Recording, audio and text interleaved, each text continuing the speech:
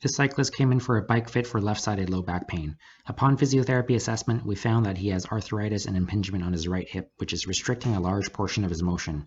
We also found a leg length difference with his right leg being 1.5 centimeters longer than his left. So as a bike fitter, I need to problem solve and figure out how to make him more symmetrical on the bike. From the back, we start to notice all the compensation patterns that he's developed as a result of his restricted right hip. We notice loads of rocking of his pelvis, which is likely a big cause of his back discomfort while riding.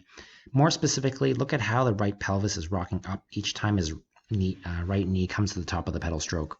Also, look at him dropping his left hip at the bottom of the pedal stroke to compensate for his leg length difference.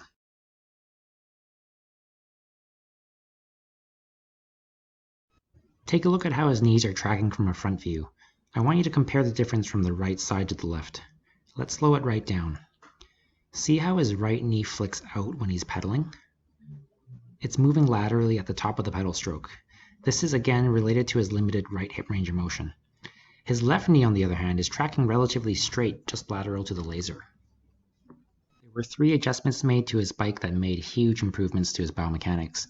His right cleat was adjusted and a pedal spacer was added so that his right foot would sit more lateral. This will allow better use of his available hip range. In other words, he'll be able to cycle within a range where he's not just jamming the right hip joint, causing all sorts of weird compensation patterns. We added a shim to his left shoe and cleat to adjust for his leg length difference. We also adjusted his reach to the handlebars by changing the stem length. So what are the results of the fit? Take a look at some of the same views post-bike fitting.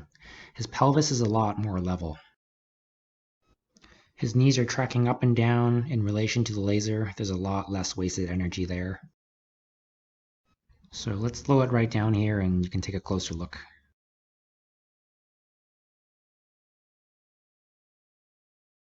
From the side view, his shoulders and arms are looking a lot more relaxed. His trunk is stable. He's able to spin up the pedals with less effort. He's just not using as much energy compensating, trying to stabilize his body as before. Now contrast this again with the before. He's looking less comfortable on the bike. His pedaling technique is a bit more choppy. It just looks a bit more labored in general.